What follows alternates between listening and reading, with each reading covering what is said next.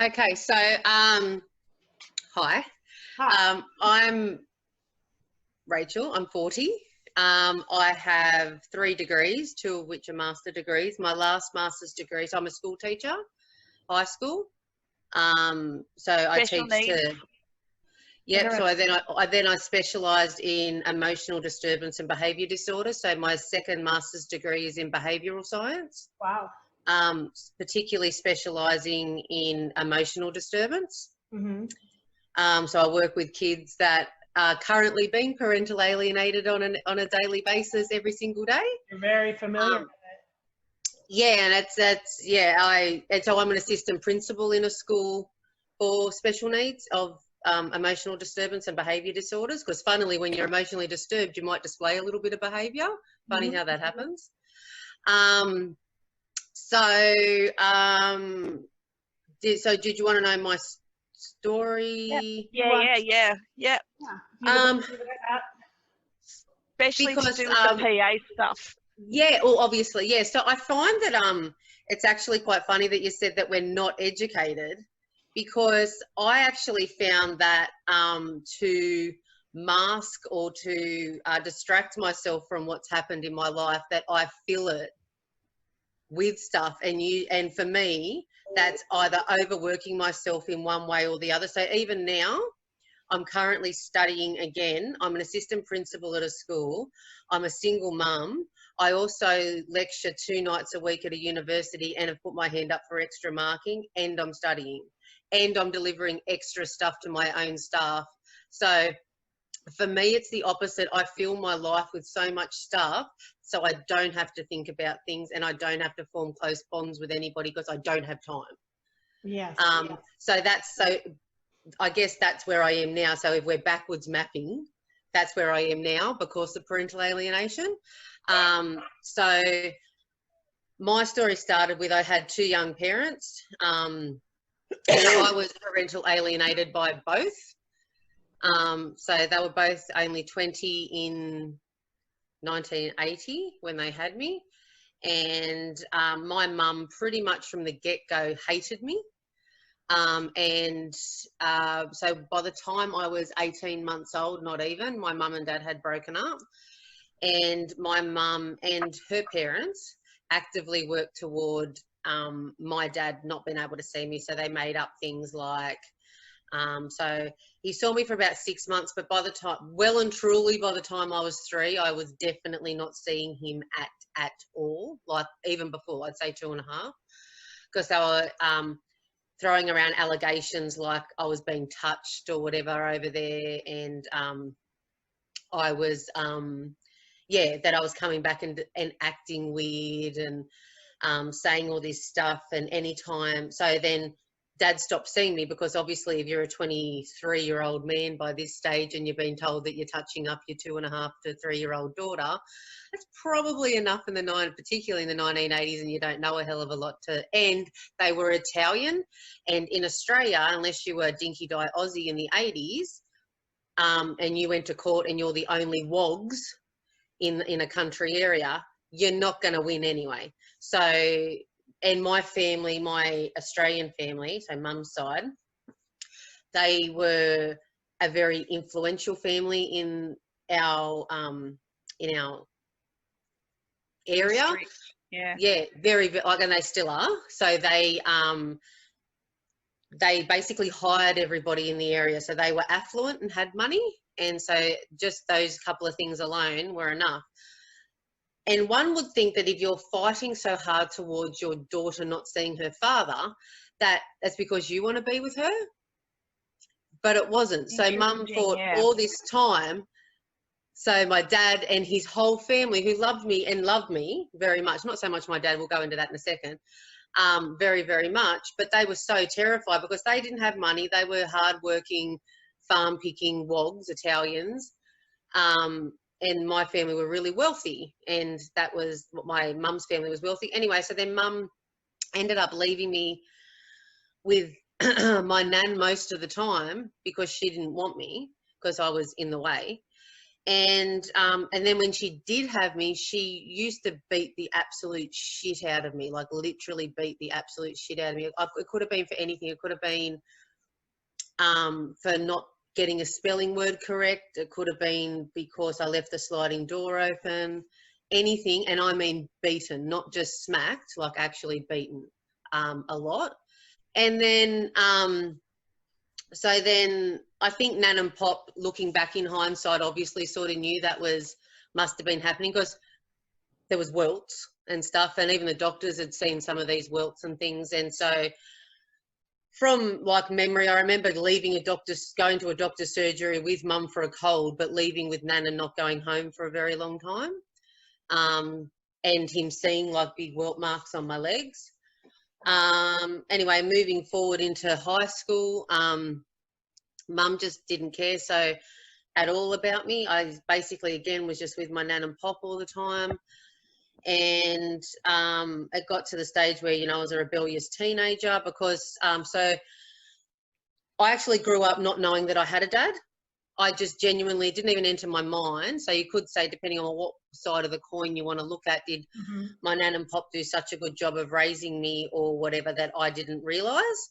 But I distinctly remember I was in year 6 and we were going around the room for Father's Day. So Father's Day, I don't know if it's the same in the US, but Father's Day in Australia is the first Sunday in September. That's different. This is in June. But okay. Time frame, season-wise. Oh, okay. Yeah, that makes sense. Yeah. So we were going around the room and I just happened to be sitting at the latter part of the room, and we're going around and I was very happily listening. So it was, what's your dad's name and what does he do like for a job? And we're just sort of talking about dads, and everything was wonderful. And I distinctly remember I had Tracy Gatt in front of me and Jason Muscat on the other side. I mean, this is how distinctive this memory is. And I happily listened to Tracy Gatt say, my dad's name's, I think it was like Joe Gatt, blah, blah, blah, and my dad's a carpenter too. And then I remember saying, has anyone got a question for Tracy? I'm like, is a carpenter someone who lays carpet? And I remember asking questions. We all had to have a question for Tracy. And then my teacher, who was lovely, poor thing, like in hindsight now, she was first year out of teachers college at the time. Beautiful. She would have been maybe 24. And she goes, Rachel, your turn. What does your dad do? And instinctively, as you do, sort of that rote learning idea, if I've gone, my dad's and then it just like hit me literally like this, like a tsunami, not even like a wave. It was like a tsunami. And my eyes just like literally cascaded with tears. And I'm like, I don't have a dad. And then everyone looked at me and went, and then I was just like, I couldn't even fathom, like, I don't have a dad. Like, how do I not even know that? And I'm like going to high school in 2 months. Wow. And I ran out of the room. So that was massive. Full on, Rach. Yeah, like full on. And then so funnily, getting to your research, Elise, so I was 11, still half playing with dolls, to be honest, like tree climbing, lived on the farm with Nan and Pop. So had tree houses, mud, didn't care about what I wore. I went from being a little girl and within 6 months was smoking pot, dressing promiscuously. Within a year and a half, I was definitely having sex. Honey. Just because and so in that 6 months as well, I'd met my dad, who was more interested in talking with my mum, and just took me to like Plaster Funhouse and just sort of sat me there, bought me shoes, and then didn't even talk to me. Was just talking with Mum, and they were flirting the whole time because I understood what flirting was. And then he didn't see me again. He didn't try and make an appointment or say to Mum, oh, can I see her again or anything, because turns out he was getting remarried and I didn't know. And I already had 2 other sisters that I didn't know about. And so in between, so within that, so that was the end of year 6. So Australia's structured. A lot for the end of year 6. So then I'm transitioning to the first year of high school. So I've left year 6 basically an innocent little girl, and maybe even like juvenile for my age in a way, because my grandparents brought me up, to being a 17-year-old or 18-year-old in the head within like such a short space of time. Like it literally completely, like I already was alienated from my mum, and obviously I didn't even realize, but from my dad. And then it also, but then oddly, even the alienation, like I was just surrounded, I lived in holistic alienation. So anytime, so even though my grandparents were beautiful and lovely, but very bigoted Australians, to be honest. And anytime anyone would comment or say that I was pretty and how dark I was or whatever, they would say how bad that was. You know, she can't be a wog. And anytime anyone would make reference to the fact that I was like an Italian or look like a ethnic or whatever, they would like put that down and say how bad that was. My nan used to try and scrub black out of my skin. Oh my God. It's one of the first things you said to me was like, you remember saying, like you remember having baths where they would say to you, we've got to scrub the black out of her. Yeah. Because I found out, like not until I was in my late 20s, that I'm actually Aboriginal as well. So not only am I a WOG, I'm also Aboriginal, which if you're a white Australian, so it's similar to America in you don't want to be an Indian, Native American. Because that's like the Native American story and the Aboriginal story are not dissimilar in the whole takeover and all that stuff. So I've embedded myself so much in Aboriginal education, like it's insane. But that's another story stolen generation. But it makes sense now. So my nan would like have me in the tub with an actual like the nail scrubbing brushes and try and scrub the black out of my skin. Wouldn't let me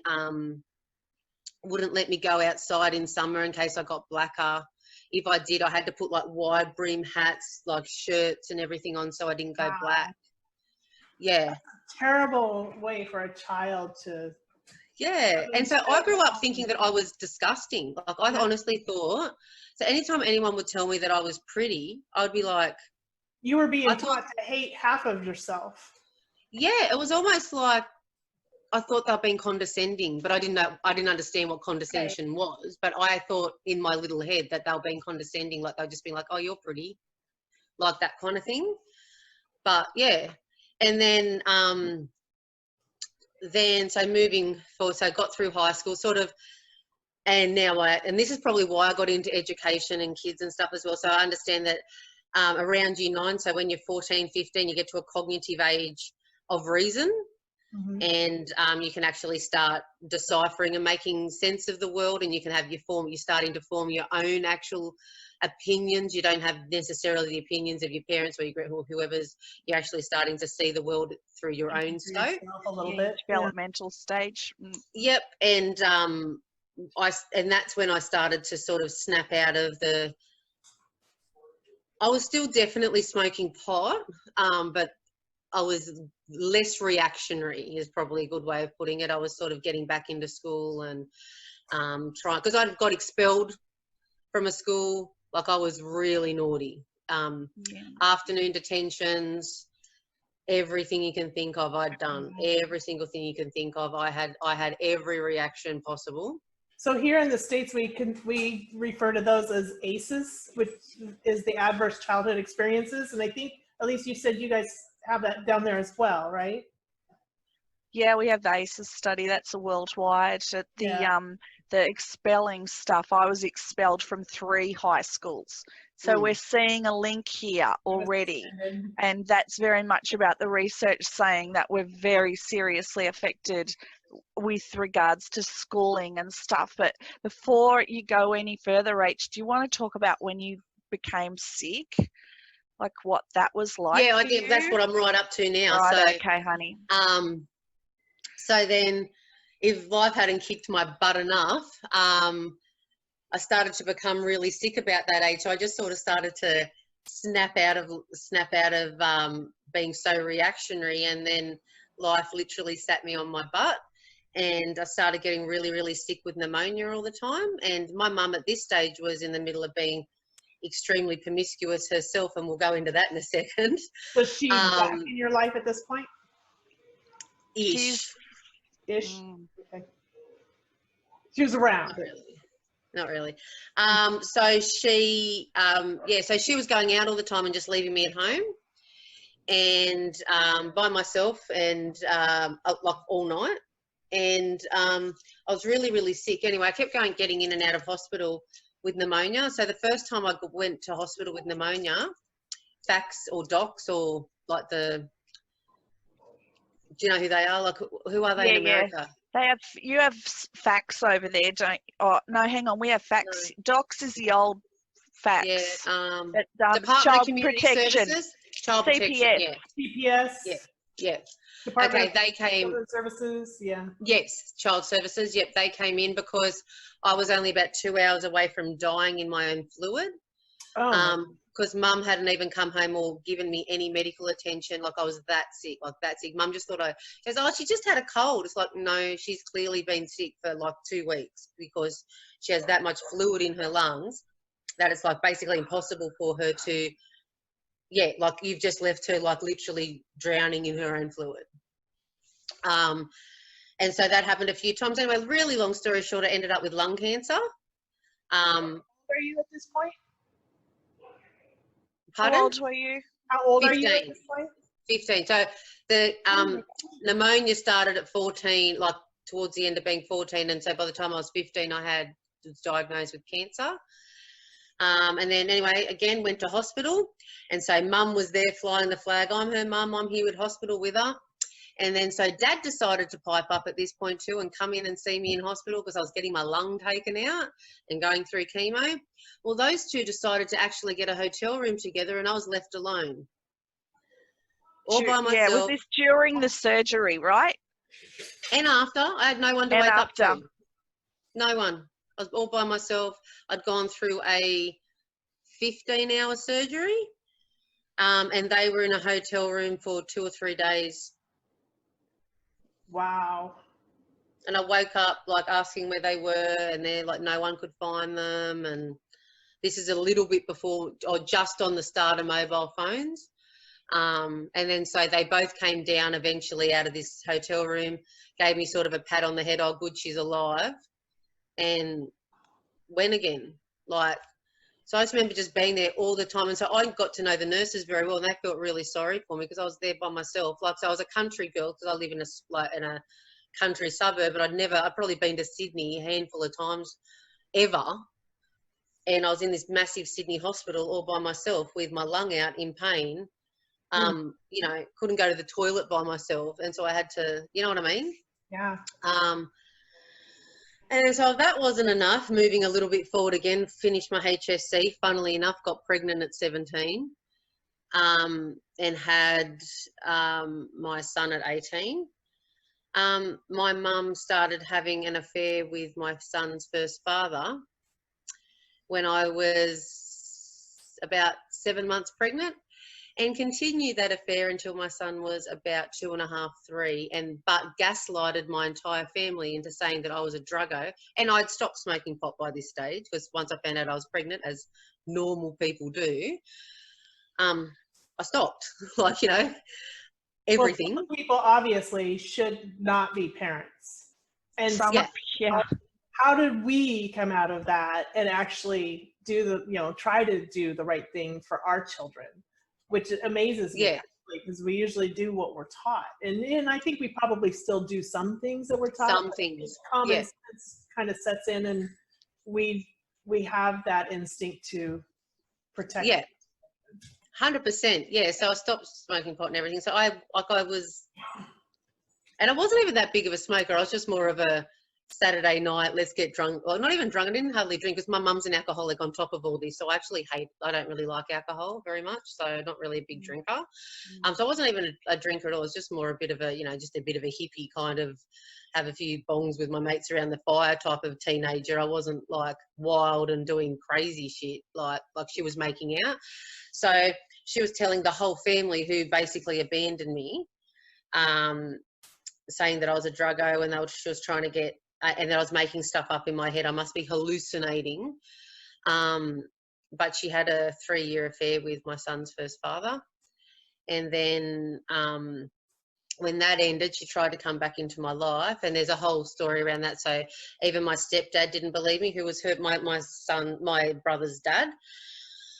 Anyway, he's a barrister, and he ended up getting her investigated after it. But by the time he'd done that, I was over it. So it was like 1.5 years or nearly 2 years in, and I had already moved on with my life.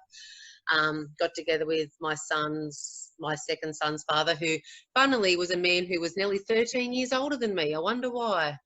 That's no daddy issues. No daddy issues there at all. And it's about boundaries. Yeah. It's about boundaries and not being taught them, and not having role models who teach us what's safe and what's not. And because we're so dysregulated as well within our nervous system, we're like out there, we're really targeted. We can be very targeted. I had a boyfriend that was 14 years older than me, and then I had my ex-husband is 15 years older than I am. Yeah. Oh, that's all of mine are all apart from until more recently. But all much older men safe. There's this thing, whereas they can be, can't be, full on. Yep. So then, really long story short with that, I guess I was vulnerable, 9 months pregnant, and she was sorry for months. And then I finally said, okay, basically you can come over for a coffee. And I just happened to go into labour. And then so she drove myself and my ex-husband, my second son's father, to hospital. But then guess what she did with him that night? Oh, no. So, I couldn't believe the first time I heard that, Rach. I'm just like, seriously? But I didn't find that out until my son was about 7 months old, and then that all came out. So it was should I be grateful it was a one-off? It wasn't a whole relationship, and I didn't get gaslighted this time. Wow. And then so the way that my family has dealt with all of this information to this date, so now I'm at 21, was because they had pretty much abandoned me, and then they realised what mum did. So our family could save face in community. They just kept feeding me money. They helped me, purchase my first house, and, helped me go to TAFE, and helped me do this, and here's a car, and so I was, but the weird thing was, if I could just add this, I'm Rachel's cousin, and I'm a bit older than her. I'm like 10, 12 years older than her. So, but the whole thing is, anytime I ever heard anything about her, it was negative, or they wouldn't speak about her. So it was odd. And then when I met her, because for some reason, Rach didn't hang around with the rest of the cousins, like we all had a group, and she wasn't in it. So there was massive stuff going on with her, and I didn't meet her until how long ago, Rachel? Like properly, I think we saw each other a couple of times when you stayed in the pink house. Like that. But not till how we are now, until 4 or 5 years ago now, maybe. Yeah, and we got together, and it was just like a magnet, and like it's really, really weird because she was in my life, in my family, but not in my family. Mm-hmm. So, and because we were moved so often as well, because we got moved into state because of our parental alienation, we had that going on too. So we've seen these major splits in families happening. Thank goodness that I have Rachel now. But the thing is, we have to work very hard at staying together because because of the abandonment stuff within both of us, we're very easily triggered and can pull back really quickly. So Rachel and I make a very big concerted effort to, if we're ever hearing stuff that's going on, we check in with each other. Is this what you meant? Where have you been? No, I'm still here. I haven't left you. We have to work a lot on this to be able to stay connected, because I deeply love Rachel, but we have this abandonment stuff and these abandonment triggers. So we work really hard on that, don't we, Rach? Yes. Yeah. Well, I can imagine, because this is your actual family. And through that, but it was my step family that rejected me. So they weren't my blood relatives or anything. I was just the redheaded stepchild. literally in their life, and they didn't like me talking about what my stepsister was doing, so they called me a liar. They just rejected. I wasn't even invited for Christmas. I mean, they didn't even want me coming over for a family holiday. But this is your own family. Yeah. And both sides of the fence too, which is fun. Yeah. And we didn't realise how serious the PA stuff was until I started researching it, discovered it, talked to Rachael, and then it went right across our family. Now it's intergenerational, and we can see all the patterns now, can't we, Rach? Yep. Full on. That's why we're speaking up. Well, I'm glad that you are, and I mean, those are terrible things that you've gone through, but I'm grateful that you're here, and and that we are here, and we're starting to do something and stand up, because the kids today are still going through exactly what we went through. It's just insane. And it's a $50 billion industry, right? That's what I heard. Is that correct, Dawn? $50 billion a year?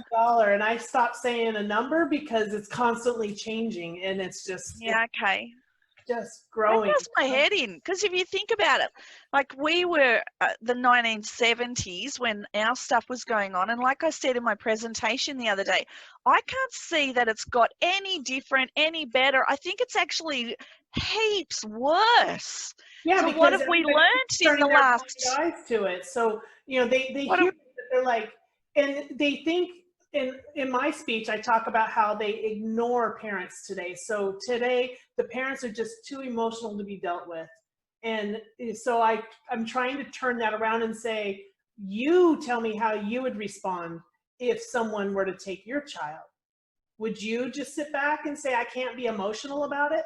So we got to start twisting this narrative back onto them. Instead of letting them talk the way they're talking about it, we got to show them how it could affect them, because this has no discrimination. It will happen to literally anybody. And it's not a gender thing either, is it, Dawn? Because we always say this, don't we? It's not gender, because men can be alienators as well as women. And women are more and more common to lose custody of their children. It is becoming a trend. So what we're seeing now happening to men, look at 20 years from now, the women are going to be in the same place, in the same boat that the men are in right now, because they've gone through it, just because like back in the 70s, it was more common that the moms just automatically got custody. Got the kids. So now you're going to look at moms in the future that it's going to be more of a, there's going to be so much more. So if we don't do something now, our children aren't going to have either parent. Yeah, that's why we're standing up now. But do you want to keep talking, Rach? Oh, yeah. So I guess that's sort of, so I think that because of all those things, the rest of my life unfolded the way it did. So while I learned to sort of step up and educated myself, so I got a trade, and I did all these things and did all my degrees, and just sort of chucked myself so much into like my career and my work. But I had so after the finding out about mum and the second husband thing, because I actually married him, got remarried to the next guy who I thought was going to be forever after, and actually I did a little bit of work on myself and went to counselling and all that sort of stuff, because I knew that something probably wasn't right. Then he just plain old cheated on me. So I should be grateful that it wasn't with somebody that I knew. But so then that just, I guess, set me up to where I am right now. Is I've just gone through, so that would have been at 28. So between 28, so in the last 12 years, I've had 7 relationships. Some substantively longer than others. I'd say I've had 3 substantial relationships and lots of boyfriends and stuff in between. I generally don't have massive breaks in between boyfriends, and it's almost like I need to be needed, and then as soon as they get too close, I push them away, and find and pick as men like faults with them. But then I also find people that I know aren't suited to me because they are more broken than I am, because I have this need to want to fix people.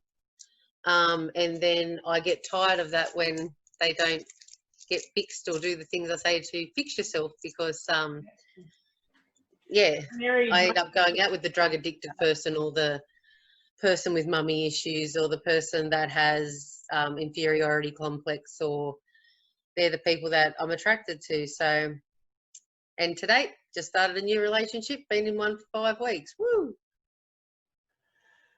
Wow, you know, there's so many similarities with all of us, you know, with a lot of the things we go through. You know, I don't have the relationships now, but in the past I had, you know, it's like one ends, one begins, one ends, one begins, one ends, one begins. And yeah, so I went to the other extreme. So, you know, one right after the other there. And then I just none. Yeah, I went through lots of abusive, different kinds. I went through all the different possible kinds of domestic violence you can think of, not just the physical, which went through the physical one as well, but yeah, just all the, particularly find men that are very mentally abusive, because to be honest, they're probably not good enough for me in so many ways, but then I get security in that, being superior, and I get that because I need that control. And then they get whatever, because they're probably not, well, they haven't got degrees or whatever it is.